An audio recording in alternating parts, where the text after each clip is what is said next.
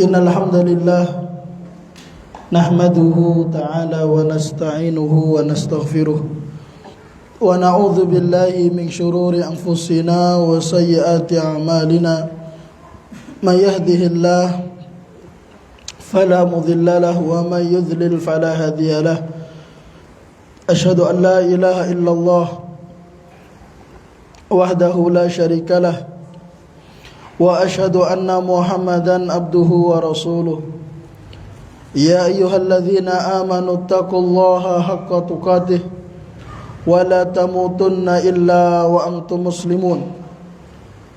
Ya ayyuhan nasu taqu rabbakumul ladzi khalaqakum min nafsin wahidah wa khalaqa minha zawjaha wa batha minhuma rijalan katsiran wa nisaa'a واتقوا الله الذي تساءلون به والأرحام إن الله كان عليكم رقيبا يا أيها الذين آمنوا اتقوا الله وقولوا قولا سديدا يصلح لكم أعمالكم ويغفر لكم ذنوبكم ومن يطع الله ورسوله فقد فاز فوزا عظيما فإن أصدق الحديث كتاب الله وخير الهدي هدي محمد صلى الله عليه وآله وسلم وشر الأمور محدثاتها وكل محدثة في الدين بدعة وكل بدعة ضلالة وكل ضلالة في النار.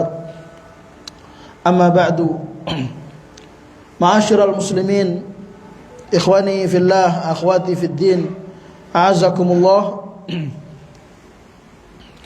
Di pagi hari ini, Ahad yang pertama di bulan Jumadal Ula, atau bertempatan dengan hari yang keempat di bulan Jumadal Ula tahun 1447 Hijriah, kita akan melanjutkan membacakan kitab Fawaidul Fawaid yang merupakan kitab yang aslinya ditulis oleh Al-Imam Ibnu Qayyim Al-Jauziyah rahimahullah, kemudian disusun ulang atau dirapikan ya oleh Syekh Ali bin Hasan Al-Halabi Al-Athari rahimahullah taala. Masih kita di bab tentang akidah dan tauhid, pasal ke-10, Hakul ubudiyati wa maratibuha. Hak penghambaan yang merupakan hak Allah yang wajib kita tunaikan, wa maratibuha, dan tingkatan-tingkatannya, level-levelnya. Nah,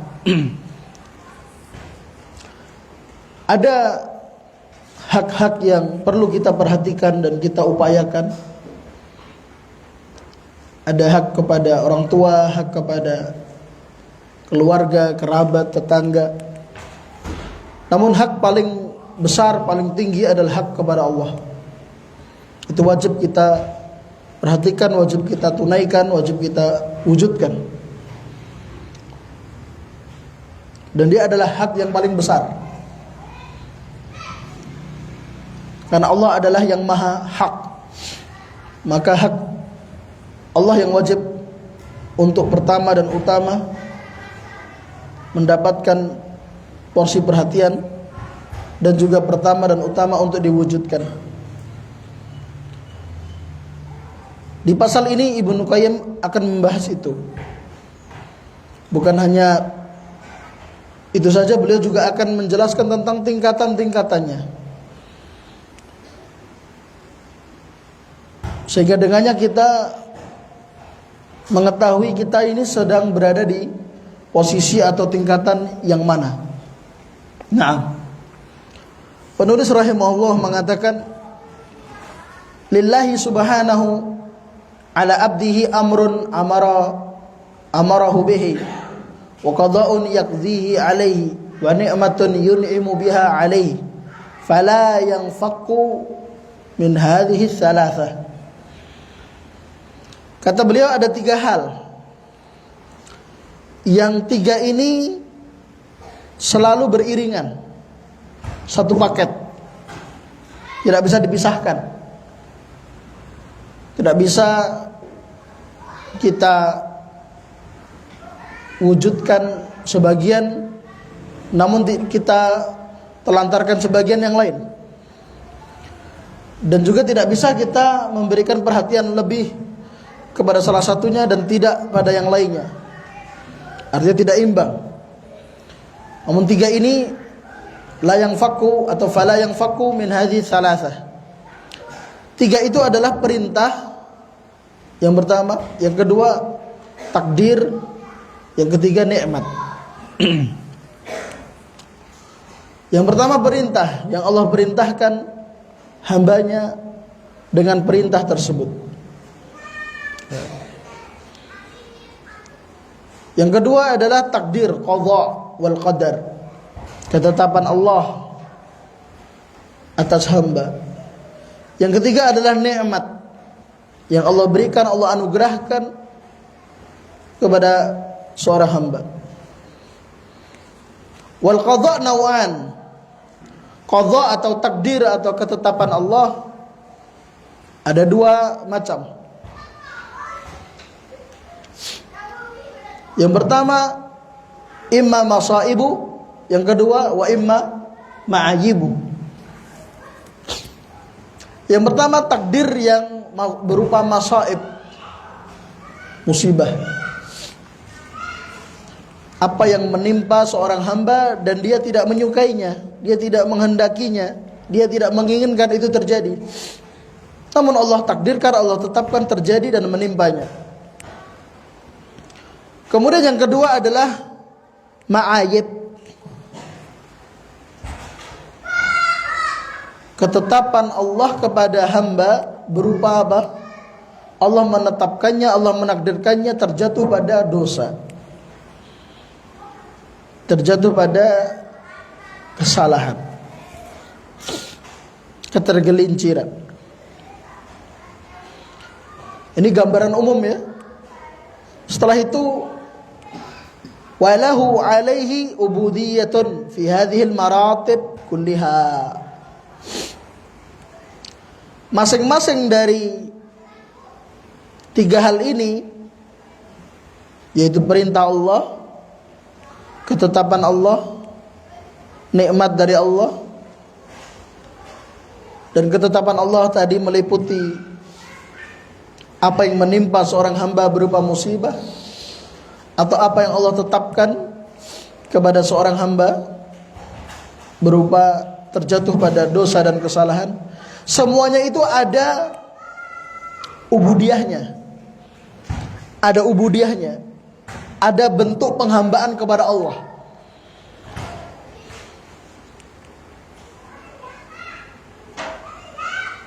Artinya begini,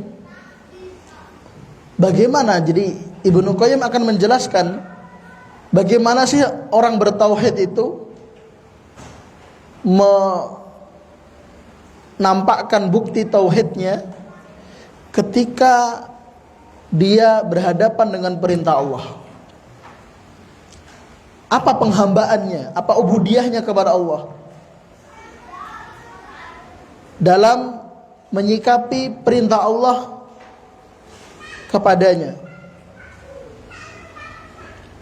Demikian pula apa ubudiyah seorang hamba, penghambaan seorang hamba kepada Allah ketika mendapat nikmat, bagaimana bentuk penghambaannya. Kemudian juga ketika seseorang itu ditimpa musibah, bagaimana penghambaan dia kepada Allah dikala ditimpa musibah. Kemudian ketika seorang hamba tergelincir, terjatuh pada dosa, kesalahan, penyimpangan, apa yang harus dia lakukan sebagai bentuk wujud penghambaan kepada Allah ketika dia tergelincir pada dosa. Nah,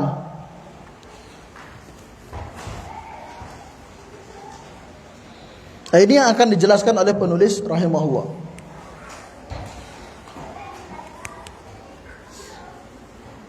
Fa ahabbul khalqi ilaihi man arafa ubudiyatahu fi hadhil maratib wa wafaha haqqaha.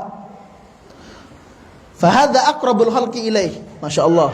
Ini perlu digarisbawahi ya. Bagus sekali ini. Perlu kita ingat-ingat.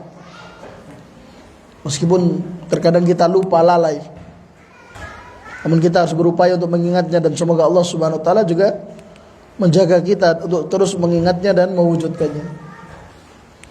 Kata Ibnu Qayyim, manusia yang paling dicintai oleh Allah adalah yang mengetahui, mengenal, memahami bagaimana ubudiyahnya, penghambaannya kepada Allah dalam fase-fase, tingkatan-tingkatan yang disebutkan tadi. Kalau dia dapat nikmat harus gimana, kalau dia ditimpa musibah harus gimana, kalau dia khilaf, terjatuh pada dosa, kesalahan harus gimana, kalau dia mendapati perintah Allah, baru mendengar dibacakan ayat, hadis, ada perintah, ada larangan, itu harus gimana. Itu orang paling dicintai oleh Allah.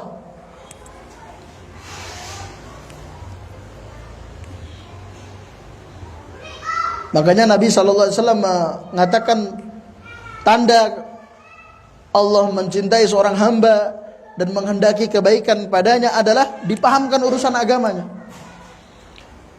Nabi SAW mengatakan, "Man yuridillah bi khairan yufaqihu fiddin."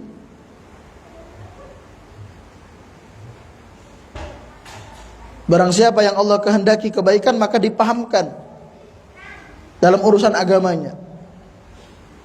Oleh karena itu Imam Ahmad bin Hanbal juga menjelaskan bahwa jika Allah mencintai seorang hamba, Allah akan pahamkan dia terhadap urusan agamanya.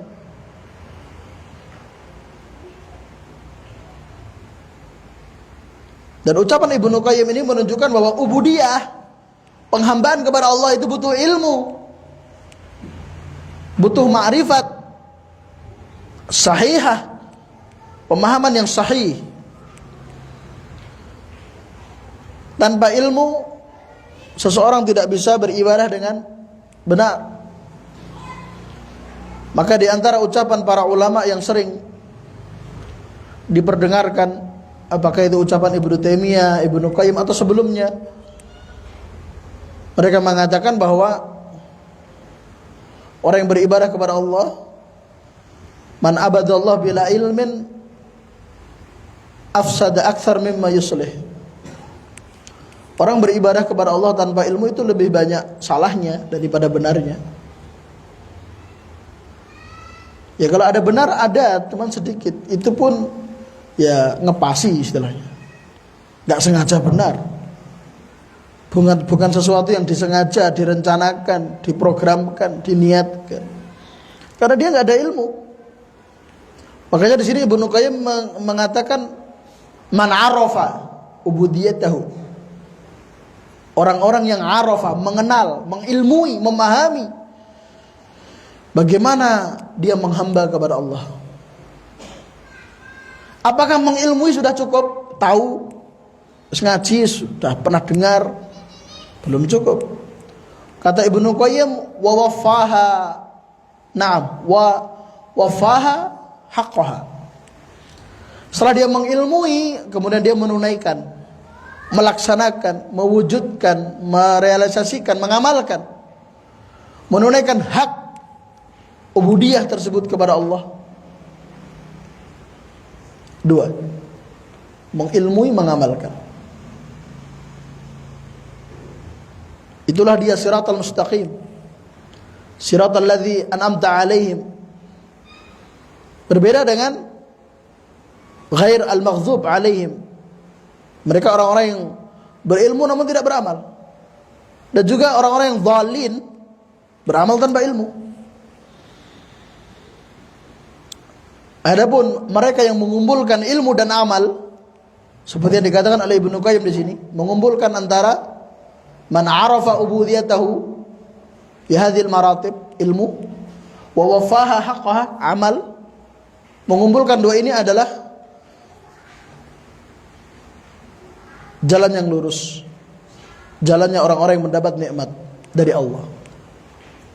Naam.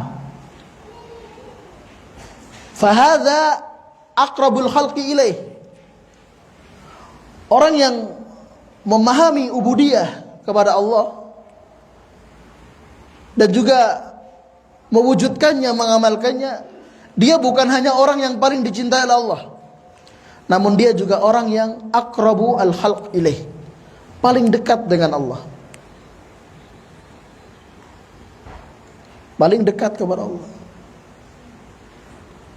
Maka mendekat kepada Allah adalah dengan ilmu dan amal.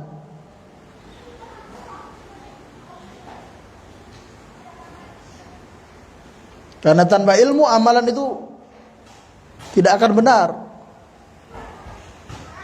Dan ilmu tanpa amal justru mendatangkan kemurkaan dari Allah.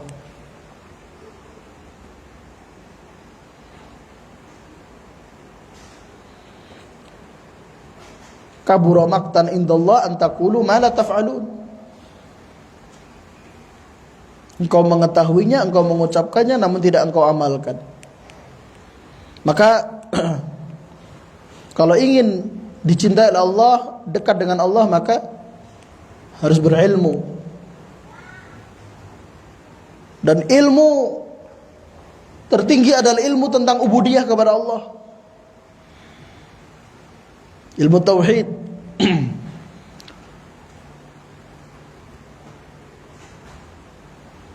Hal yang paling cepat mendekatkan diri kepada Allah adalah tauhid.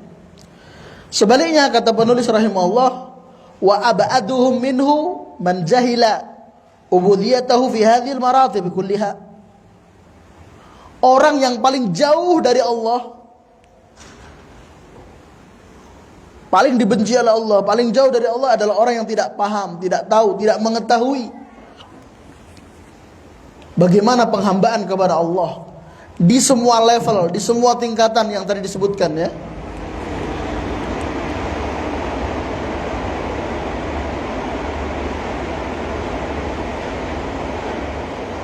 Ucapan Ibnu Qayyim ini menunjukkan bahwa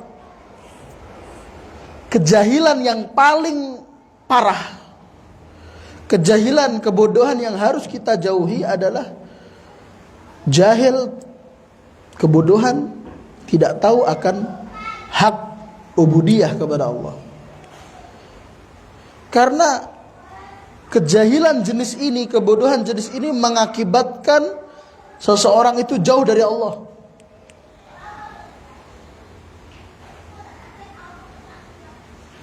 Semua bentuk kejahilan, semua bentuk kebodohan itu ada efek negatifnya, ada dampak buruknya,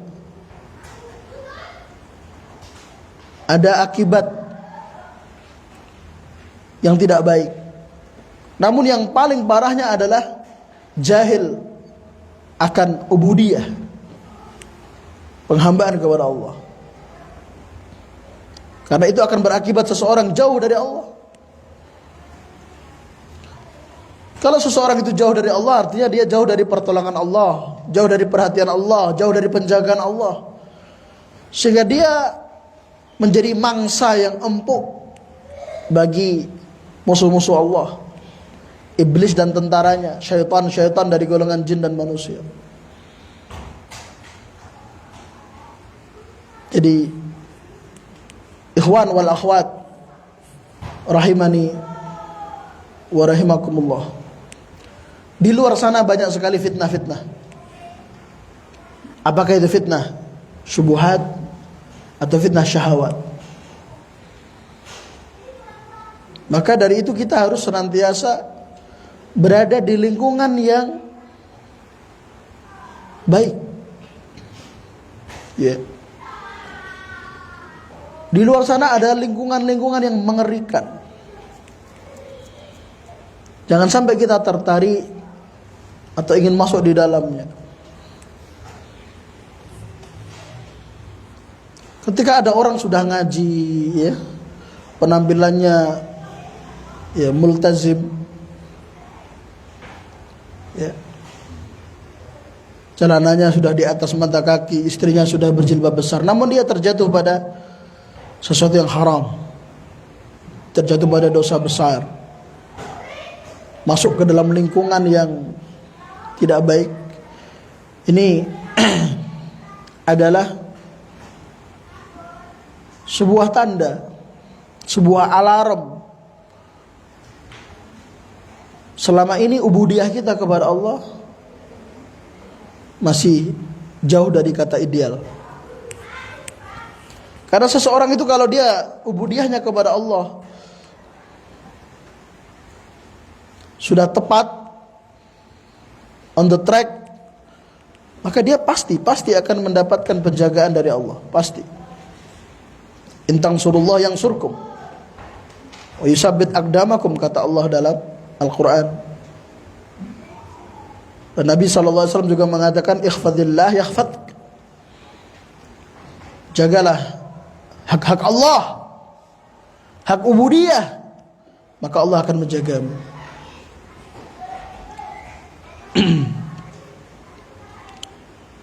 Kemudian sekarang Ibnu Qayyim akan mulai membahas secara rinci satu persatu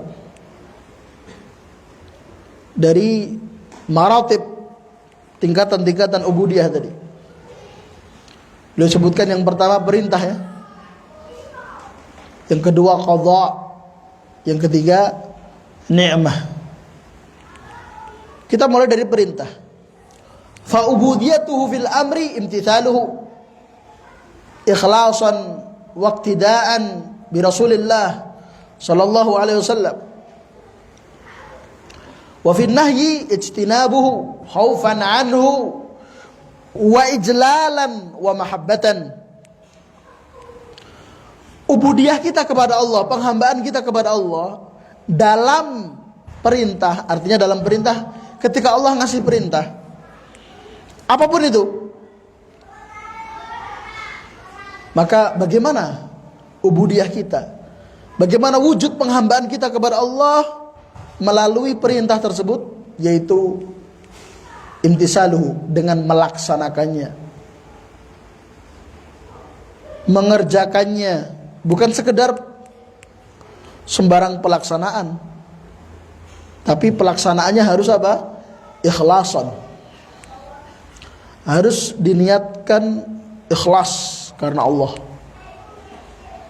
mengharap ridha Allah, mengharap untuk bisa melihat wajah Allah di akhirat, mengharap untuk dimasukkan surga, mendapatkan pahala apa yang Allah janjikan. Semuanya itu bentuk keikhlasan.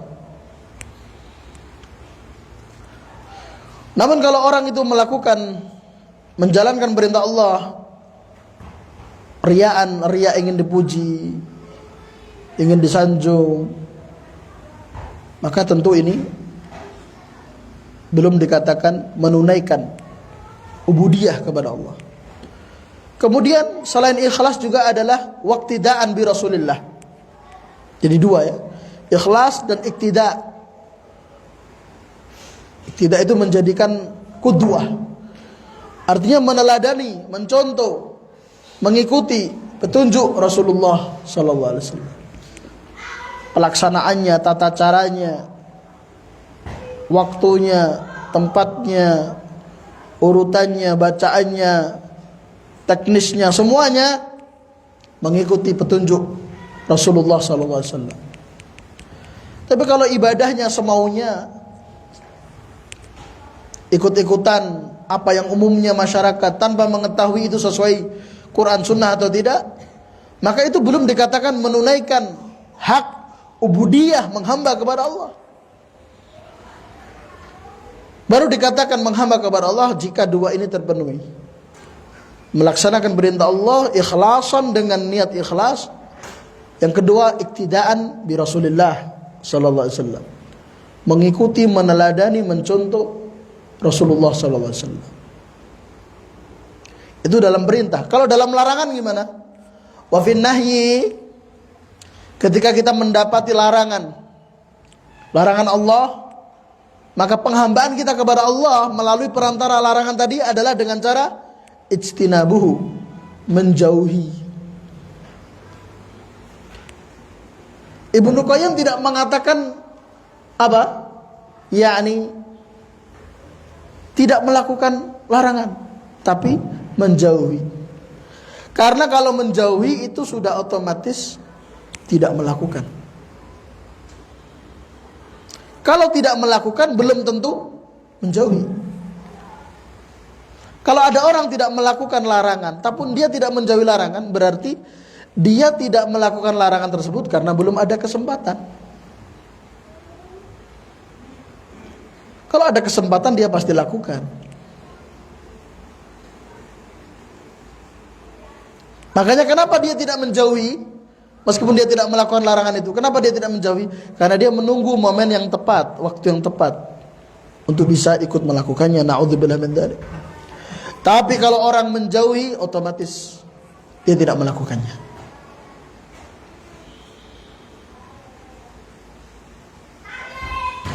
Makanya Allah Subhanahu wa taala tidak mengatakan wala taf'aluz zina, jangan engkau melakukan zina. Tapi Allah mengatakan wala taqrabuz zina, jangan mendekati.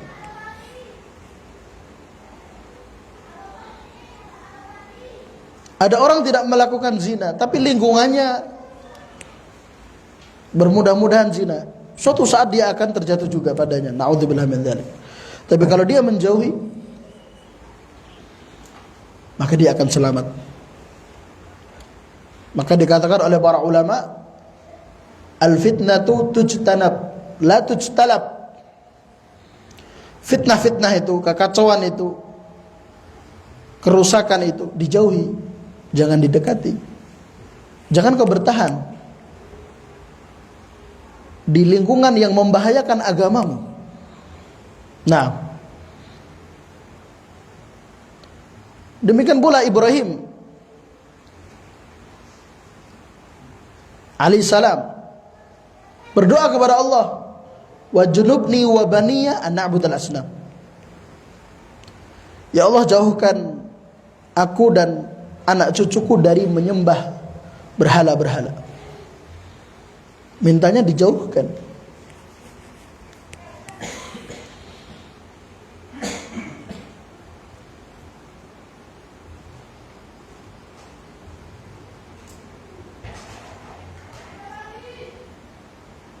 Wajnubni itu kata Syekh Muhammad bin Shalih Al-Utsaimin rahimahullah dalam kitabnya Qaulul Mufid ala Kitab Tauhid, maknanya wajnubni wa baniya an na'budal asnam itu maknanya adalah waj'alni wa baniya fi janibin wa ibadatul asnam fi janibin akhar. Ya Allah, jadikan aku dan anak cucuku berada di sebuah ruangan, sementara menyembah selain Allah, menyembah rupaka, berhala, syirik, itu jadikan dia di ruangan yang lain. Artinya tidak pernah dipertemukan. Saking jauhnya, sudah beda ruangan, beda dimensi.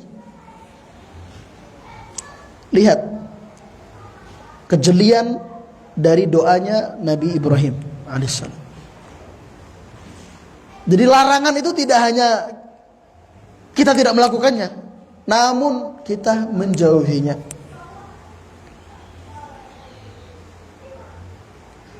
Dan sekarang ini ikhwan wal akhwat, telah dibukakan pintu-pintu untuk kita semakin dekat dengan keburukan. Terutama adanya medsos. Karena memang medsos itu untuk mendekatkan yang jauh fungsinya. Ya kalau mendekatkan yang jauh adalah mendekatkan ikhwan, saudara-saudara seiman, mendekatkan para ulama, meskipun para ulama jauh di Saudi, di Yaman, di Mesir, namun kita di Indonesia bisa menikmati pelajarannya, menyimak rekaman-rekaman audionya, videonya, ya, kajian-kajian kitabnya sampai selesai. Itu bagus. Tapi ada yang mendekatkan sesuatu yang buruk.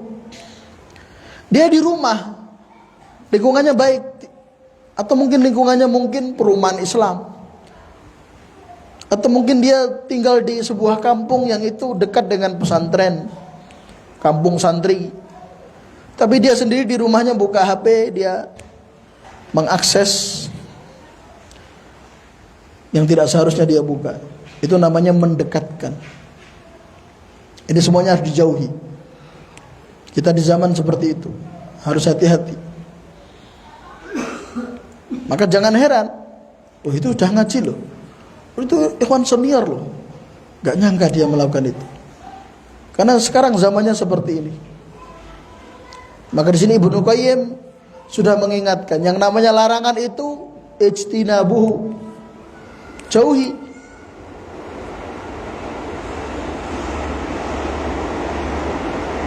Apa artinya jauhi? Ini saya ingin agar antum memahaminya secara utuh ya. Menjauhi itu tidak hanya tidak melakukan apa yang dilarang, namun juga menghindari segala hal yang menjadi wasilah, menjadi perantara, menjadi sebab ya, menjadi pemantik untuk kita terjatuh pada larangan.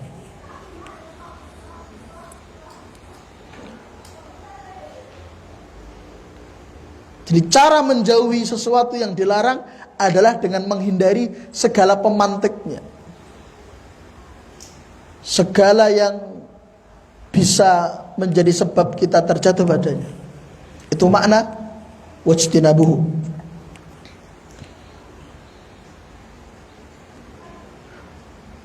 Dan ketika kita menjauhi larangan Allah, itu bukan karena karena lingkungan juga menjauhi, atau karena nggak ada kesempatan, atau karena, tapi hendaknya kita menjauhi itu dengan niat khaufan minhu wa ijlalan wa mahabbatan. 3. Yang pertama, kita menjauhi larangan Allah karena khaufan minhu, takut kepada Allah,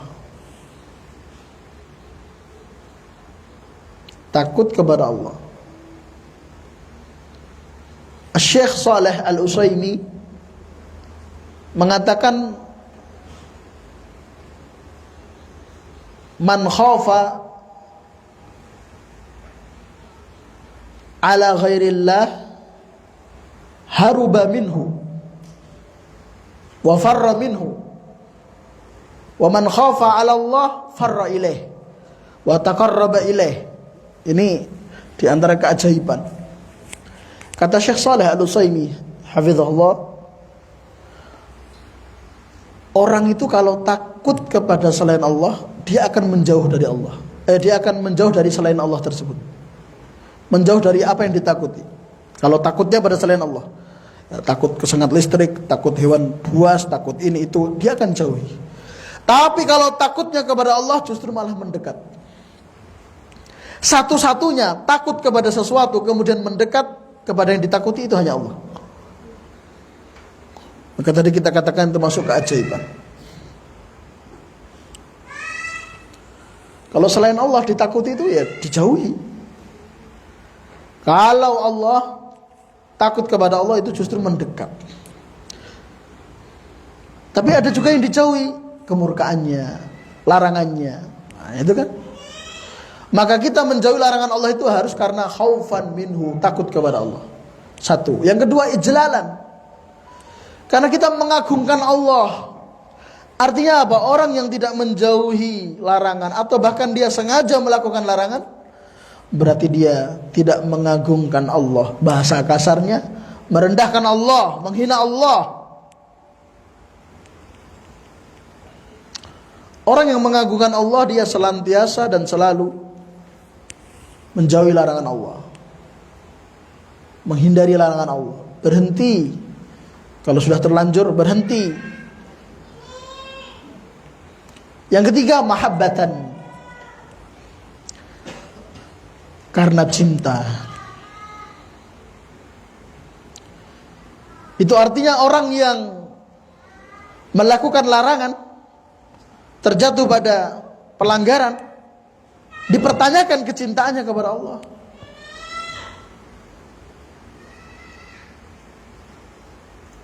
Maka Nabi SAW mengatakan, la yu'minu zani hina yazni, wa la yu'minu sariq hina yasriq. Orang itu ketika berzina,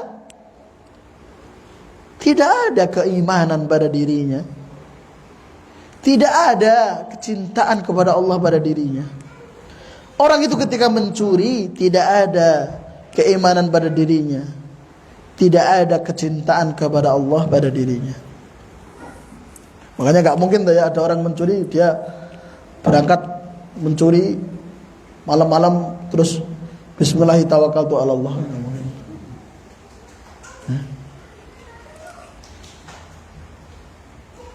Atau ada orang na'udzubillah dia mau berzina, dia bilang apa? Ya. Doa mau kumpul itu kan. Gak mungkin kepikiran kayak gitu, gak mungkin. Wong itu haram.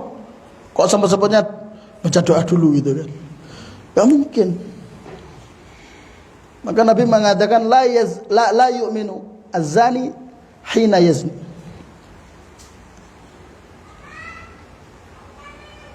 Atau la yazni zani hina yazni wa huwa mu'min. Naam. Wa la yasriku sariq hina yasriq wa huwa mu'min. Tidak ada ceritanya orang itu ketika berzina dia dalam keadaan iman, enggak ada. Orang itu ketika mencuri dalam keadaan iman itu enggak ada. Pasti dia dalam keadaan tidak cinta kepada Allah. Nah, kalau dia bisa menjaga cintanya kepada Allah, merawat cintanya kepada Allah, pasti dia akan menjauhi larangan. Tayyib, selesai. Itu ubudiyah kepada Allah dalam perintah dan larangan. Tingkatan berikutnya,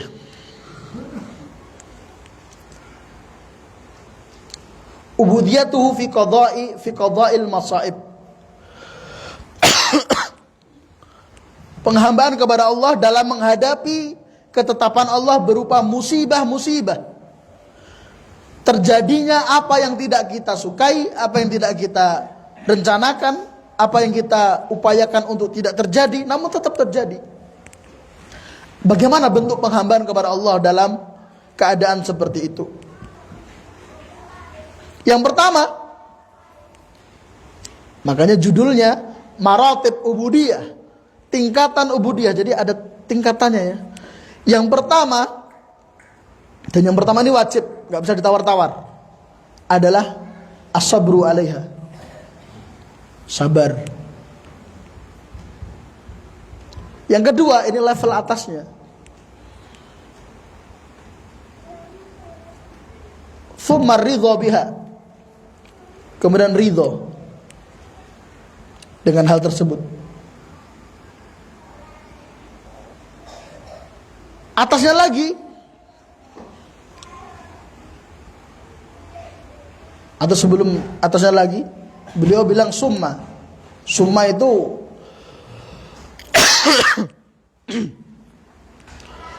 kalau dalam bahasa Arab itu menunjukkan apa? Urutan. Makanya kata Ibnu Qayyim, wa huwa a'la minhu.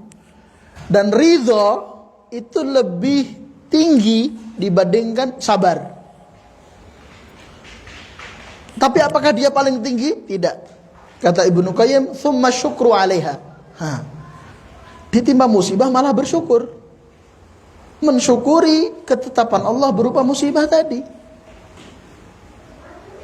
Dan tentu ini di atasnya ridho. Maka kata penulis, wa huwa a'la minar ridha.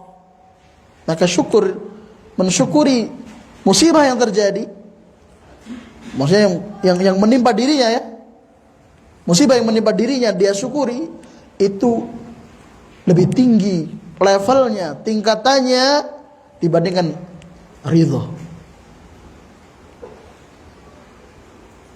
Jadi 3. Sabar wajib. Ridho gak wajib. Ridho hukumnya sunnah. Yang wajib itu sabar. Ketika tingkatan atasnya sabar itu ridho, berarti di sana ada orang yang sabar sekaligus ridho. Dan di sana ada orang yang sabar namun belum bisa ridho. Ya. Apa bedanya sabar dengan ridho? Sabar itu artinya dia bisa menahan. Ketika ditimpa musibah, menahan dari prasangka yang buruk kepada Allah. Dia bisa menahan lisannya untuk mengucapkan yang tidak pantas, yang mendatangkan kemurkaan Allah. Jadi ridho itu sabar itu hanya menahan saja. Karena as-sabr itu dalam bahasa Arab sinonimnya itu habsun nafs. Memang menahan diri, biar gak berucap buruk, ya, biar gak merespon yang tidak baik gitu. Tapi belum tentu dia ridho gitu kan. Nah kalau ridho itu sudah level yang di atasnya. Jadi orang ridho itu pasti sudah melewati level sabar. Tapi orang yang sabar belum tentu dia bisa naik ke level ridho. Maka orang ridho itu pasti sabar. Orang sabar belum tentu ridho. Kalau ridho itu begini, ya, kalau seandainya dikasih dua pilihan, ini sudah terjadi, sudah terlanjur terjadi, ya, berarti dia sudah tahu Allah takdirkan ini terjadi. Apalah itu, kecelakaan atau apa. Terus ketika dia berandai-andai, dikasih dua pilihan, ini kecelakaan tadi terjadi atau enggak, ya dia memilih terjadi. Wong itu sudah ketetapan Allah. Dia nggak mau memilih apa yang bukan ketetapan Allah. Ah, itu ridho. Ya kalau itu memang sudah ketetapan Allah, ya, itu yang terbaik di sisi Allah. Meskipun kelihatannya nggak baik, kelihatannya menyebabkan cacat atau apa, tapi ini kan sudah ketetapan Allah. Kalau ini sudah ketetapan Allah, ya raditu billahi robba, sudah selesai. Cuman kalau saya ingin kembali lagi, ya saya pengennya ini nggak terjadi, ya berarti dia belum ridho, tapi sabar sudah aman ya. Yang penting sabar ini jangan sampai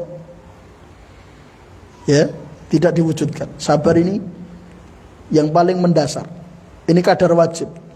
Kalau ridho kadar mustahab. Kalau ada yang mengatakan sabar itu berat, ya ridho lebih berat. Makanya Nabi SAW mengatakan apa? Innamas sabru fi sadmatil ula. Sabar itu di pukulan pertama ketika pas kejadian. Tapi kalau sudah lewat seminggu, sebulan, ini semuanya sudah ketetapan Allah, mau gimana lagi ya? Ya itu nggak sabar.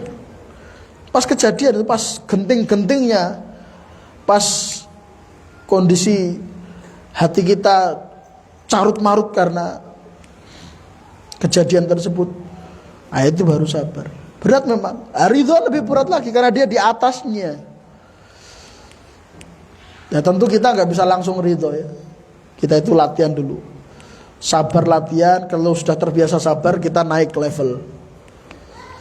Jadi kita itu sebagai hamba Allah harus selalu menaikkan level nilai penghambaan kita kepada Allah. Ya. Jangan kita merasa puas dengan saya sudah kenal kajian sunnah ya udah 10 tahun, 20 tahun. Levelmu gimana? Jangan sampai dikalahkan yang baru ngaji 2 tahun, 5 tahun.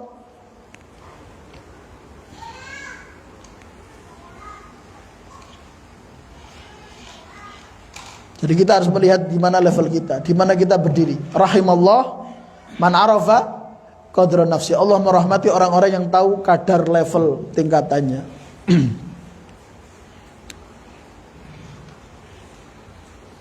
Jadi kita harus naik level. Ngaji ya naik level, secara amal ya naik level, secara penghambaan ya naik level, secara keislaman naik level, begitu.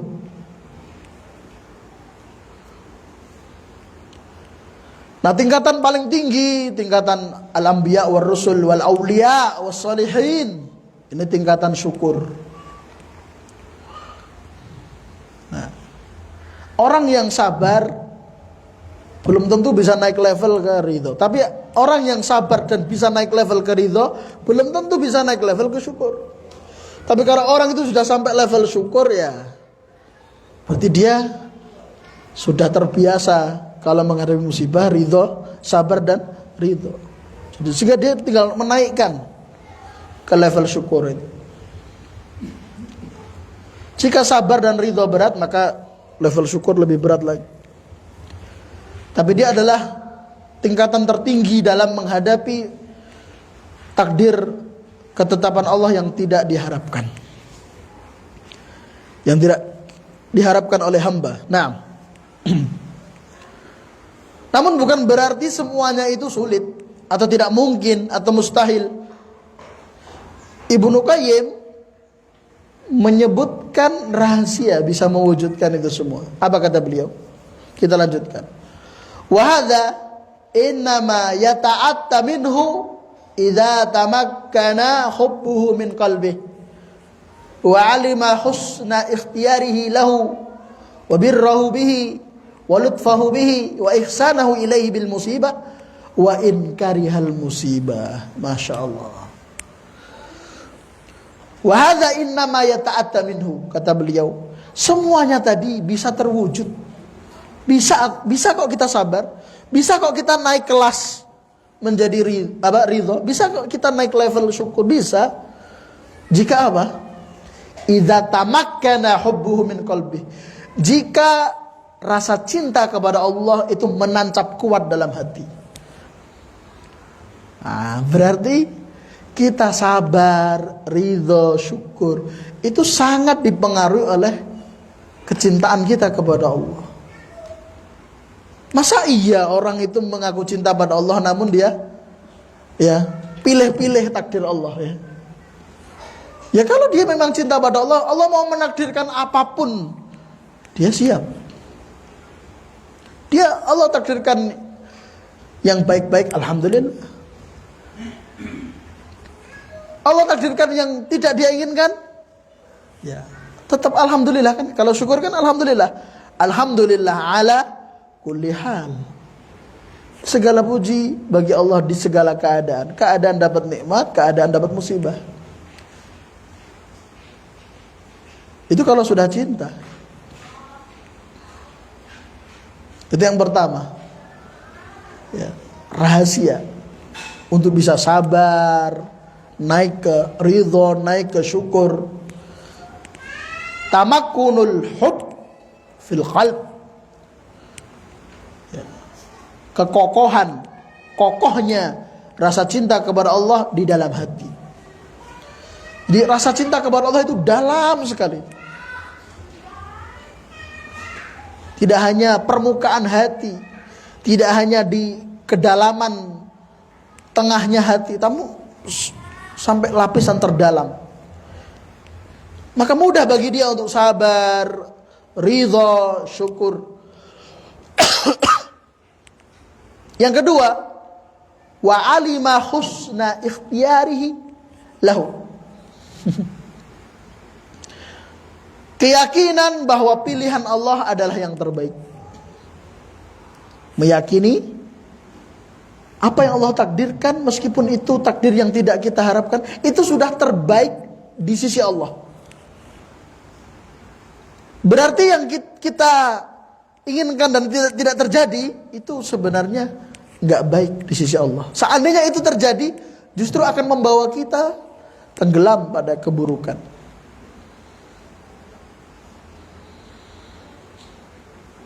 Itu sudah pilihan Allah. Ya kalau sudah pilihan Allah, ngapain kita nggak menerima? Ngapain kita nggak ridho? Ngapain kita tidak bersyukur atas pilihan Allah? Nah itu kan. Yang ketiga, wabirrahu bih. Keyakinan di dalam hati bahwa apa yang Allah tetapkan tersebut adalah kebaikan Allah untuk kita.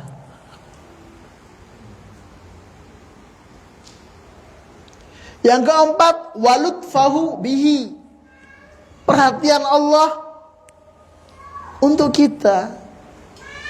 Yang kelima, wa ihsanahu ilaihi bil musibah. Kita meyakini bahwa Allah berbuat ihsan kepada kita dengan menimpakan musibah. 5 itu. Wa in karihal musibah. Meskipun sebenarnya gak suka dengan musibah itu terjadi. Artinya kita gak suka musibah itu terjadi, itu wajar ya. Kita gak menginginkan musibah itu terjadi, itu tidak mengurangi kesabaran, tidak membatalkan keridhaan, dan juga tidak akan menghalangi kita untuk bersyukur. Ya. Buktinya apa kalau kita tidak menginginkan atau tidak suka musibah itu terjadi? Kan itu nggak kita sengaja, nggak kita rencanakan. Masa ada orang keluar nyengaja dia ingin kecelakaan, kan nggak mungkin. Kalau enak truk aku tak mepet-mepet lah gitu kan, biar kepelindes, kan nggak ada. Ya, jadi sifat kita memang nggak suka musibah itu terjadi. Tapi ketidaksukaan musibah itu terjadi tidak menghalangi untuk kemudian sabar, ridho, syukur. Silakan. Tidak suka itu terjadi. Jadi 5 ini perlu kita pupuk, kita rawat. Kecintaan kepada Allah,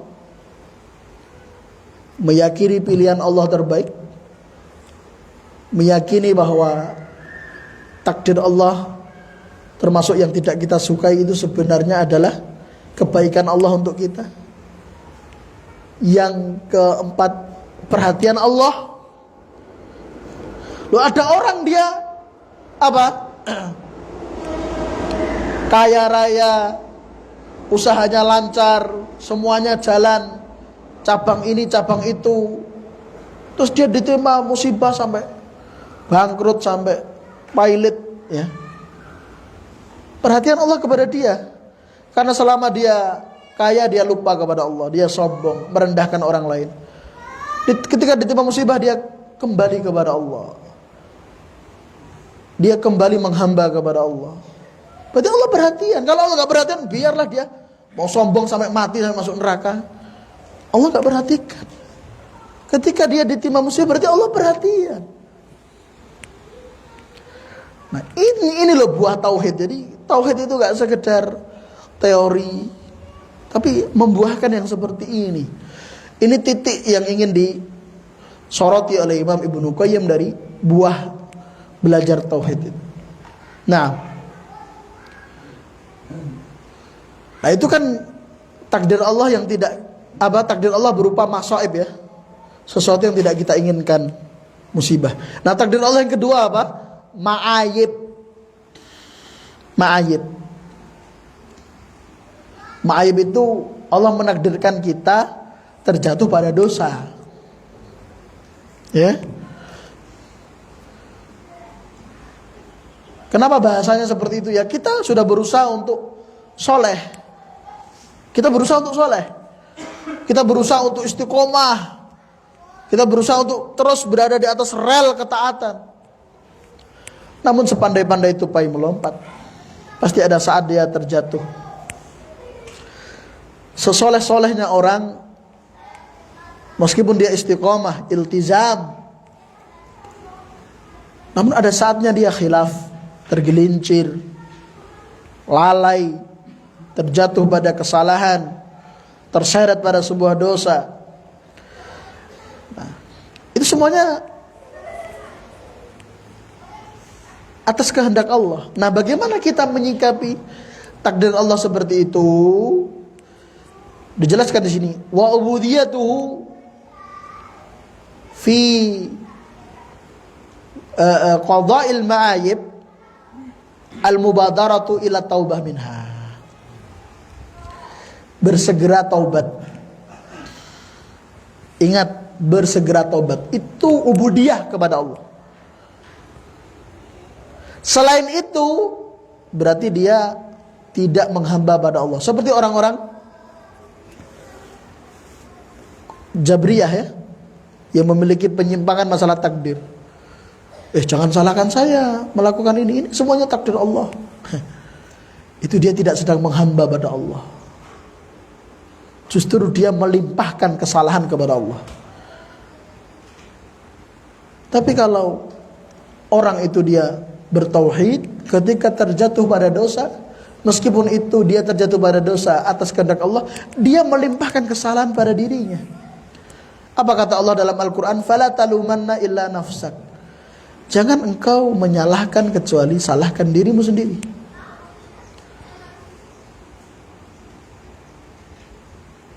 Ma asabakum min musibatin Fabima kasabat aydikum wa ya'fu an katsir, kata Allah. Apa yang menimpamu berupa musibah itu karena sebab kesalahan-kesalahanmu sendiri. Dan Allah sudah terlalu banyak memaafkan. Artinya kalau setiap detail kesalahan kita itu langsung Allah bayar tunai, sudah hancur kita, gak tersisa kita. Dunia ini sudah sejak lama hancur lebur, musnah manusia itu. Tapi Allah sudah terlalu banyak memaafkan. Wa ya'fu an katsir. Allah sudah banyak maafkan kesalahanmu itu. Kamu tertimpa musibah akibat kesalahanmu itu baru sedikit dari hukuman Allah atas kesalahanmu. Selebihnya Allah sudah ampuni. Wa ya'fu an katsir. Maka jangan kita mencari-cari alasan, ya. Segera bertaubat, kata Ibnu Qayyim, mubadarah. Bersegera, tidak menunda-nunda, tidak merencanakan tobat, gitu kan. Segera. Kemudian at-tanassul wal wuquf fi maqamil i'tidhar wal inkisar. Tanasul itu segera lepas gitu.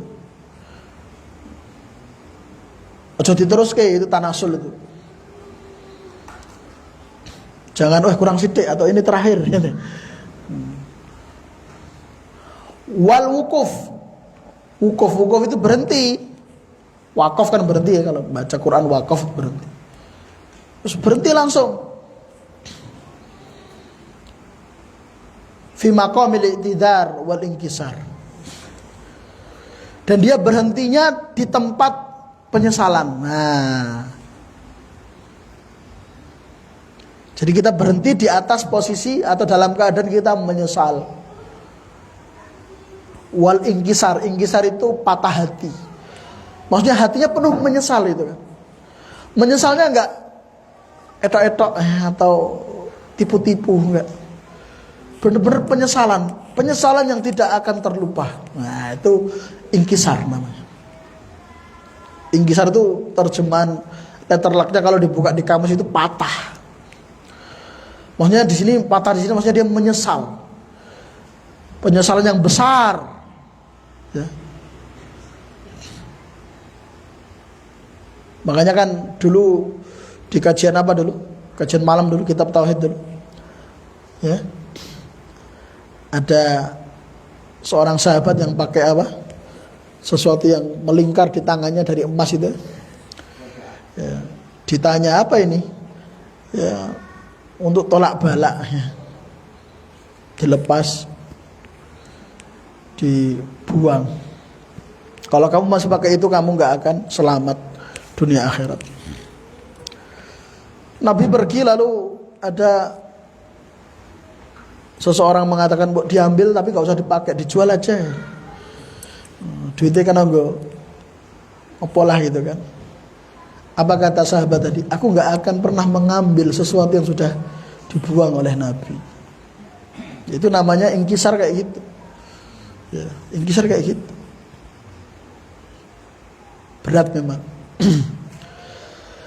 Kita lanjutkan. Aliman bi annahu la yarfa'uha anhu illa huwa. Masya Allah.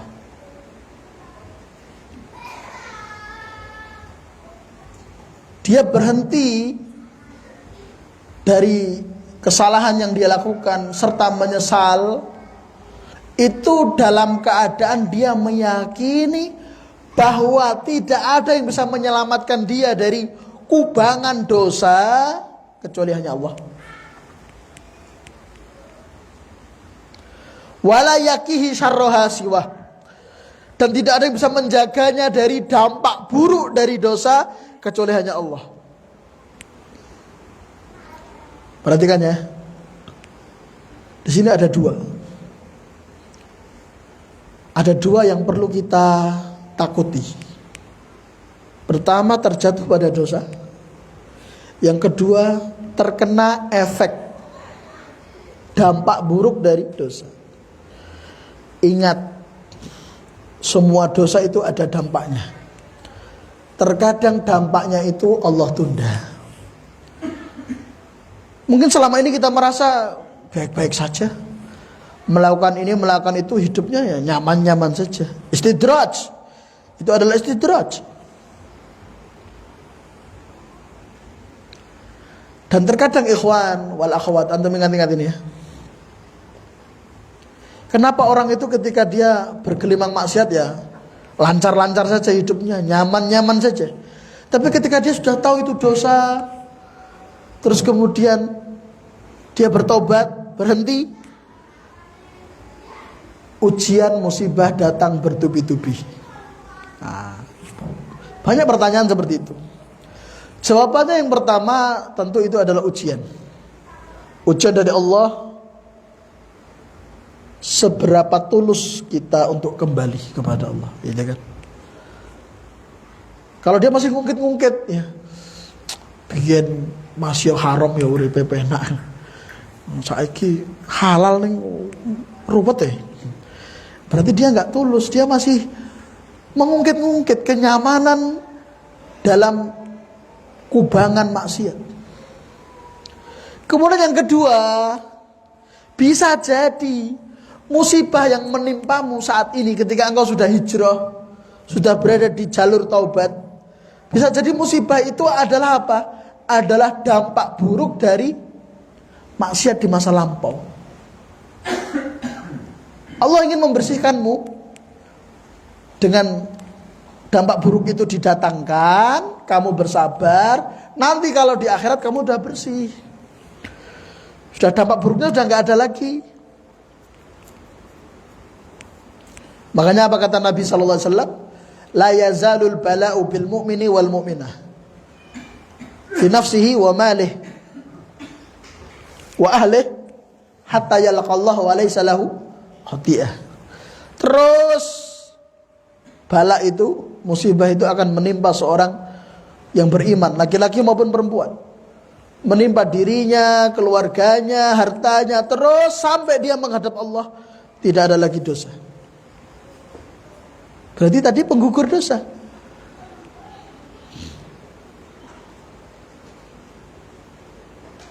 Nah di sini Ibnu Qayyim mengingatkan kita bahwa ketika kita berhenti dari melakukan sebuah dosa yang selama ini kita lakukan, terus kita berhenti, itu harus disertai keyakinan kuat dalam hati bahwa kita berhenti ini karena Allah. Bukan karena kita hebat, bukan karena kita. Ini semuanya pertolongan Allah. Yang kedua, wala yakihi syarraha siwah. Tidak ada yang bisa menjaga kita dari dampak buruk dari dosa itu kecuali hanya Allah. Jadi dosa itu kenikmatan sesaat, dampaknya mengerikan. Sampai-sampai Al-Imam Asy-Syafi'i, Muhammad bin Idris Asy-Syafi'i rahimahullah mengatakan, tidaklah sebuah rumah penghuninya melakukan perzinaan di rumah itu kecuali semua makhluk yang bernyawa di rumah itu akan merasakan dampaknya, termasuk tikus-tikus yang ada di rumahnya. Apalagi anaknya, apalagi istrinya, pembantunya, budaknya. Jadi jangan berpikir, oh dosa-dosaku dewe, aku dewe sing nanggung. Ngapa kowe melu-melu? Kamu gak dirugikan kok. Ini ucapan orang-orang yang jahil. Wa annaha, kita lanjutkan. Wa annaha in istamarrat ab'adathu min qurbihi wa taradathu min babihi. Dan dia meyakini bahwa dosa ini kalau diteruskan, sesuk tobat leh, iki dinikmati terakhir. Kalau diteruskan, semakin menjauhkan dia dari Allah, semakin membuat dia sulit mendekat kepada Allah. Ini itulah alasan kenapa jangan menunda-nunda tobat. Karena menunda tobat, kata Ibnu Qayyim, membuat kita semakin, karena hari ini mungkin ini terakhir, besok juga akan sama alasannya. Pisan kalah, pisan kas lah. Meski terakhir. Sesuk ya ngono. Meski pokoke terakhir iki. Gitu terus semakin berat. Betul kata Ibnu Qayyim. Ab'adathu min qurbih. Semakin kesulitan dia untuk mendekat kepada Allah, untuk kembali ke Allah. Justru semakin jauh dia terlempar. Fayaraha minadh-dhurr alladzi la yakshifuhu ghairuh. Maka seorang yang bertauhid melihat dosa yang dia terjatuh padanya, tergelincir terjatuh padanya sebagai sebuah keburukan yang tidak bisa diangkat kecuali hanya Allah sendiri yang bisa mengangkatnya. Maksudnya gimana? Kita itu jangan bermudah-mudahan. Gampang besok saya akan berhenti. Loh, kamu berhenti itu Allah yang memberhentikan. Bukan kamu yang ngatur-ngatur. Ya ini nggak apa-apalah saya kerja di tempat yang ini. Nanti saya berhenti nanti kalau udah pas saatnya pensiun. Ya nggak bisa. Kok ngatur-ngatur saatnya pensiun. Jangan nunggu pensiun berhentinya. Itu namanya ngatur-ngatur. Jangan ngatur-ngatur Allah. Ya. Kamu yang harus ikut aturan Allah. Kalau udah tahu itu haram berhenti. Hatta innahu la yaraha a'zam min dzurril badan. Masya Allah. Orang bertauhid, orang yang menunaikan hak penghambaan kepada Allah, itu cara pandangnya, cara berpikirnya, dia melihat bahaya dari dosa itu lebih besar dibandingkan bahaya dari penyakit yang menggerogoti tubuhnya. Apa penyakit yang paling mengerikan apa? Hah? Kanker atau apa? Yang cepat gitu loh. Kemarin kayaknya masih gemuk, belum ada sebulan udah kurus. Ya. Sampai ya nggak nunggu tahunan lah. Baru 2 bulan 3 bulan dah nggak ada. Pokoknya ganas. Orang yang bertauhid, orang yang menghamba kepada Allah, dia melihat bahwa dosa itu lebih ganas dari itu semua. Ketika ada orang itu nggak mau deket-deket dengan orang yang penyakit menular ya, dengan orang yang apa terkena naudzubillah min dzalik AIDS misalnya, kudu dideweke piringnya ininya, maka dia melihat bahwa harus lebih dari itu. Syirik, bid'ah, dosa-dosa besar. Dia nggak mau tertular, terseret pada kesyirikan, kebid'ahan. Lebih mengerikan efeknya. Penyakit efeknya apa? Mati paling. Tapi kalau dosa efeknya itu berkepanjangan. Ya. Efeknya itu berkepanjangan.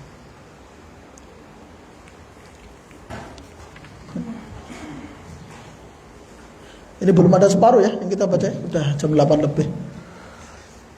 Mungkin kita lanjutkan di pertemuan yang akan datang. Hadza wallahu a'lam. Subhanakallahumma bihamdik asyhadu an la ilaha illa anta astaghfiruka wa atubu ilaik. Assalamualaikum warahmatullahi wabarakatuh.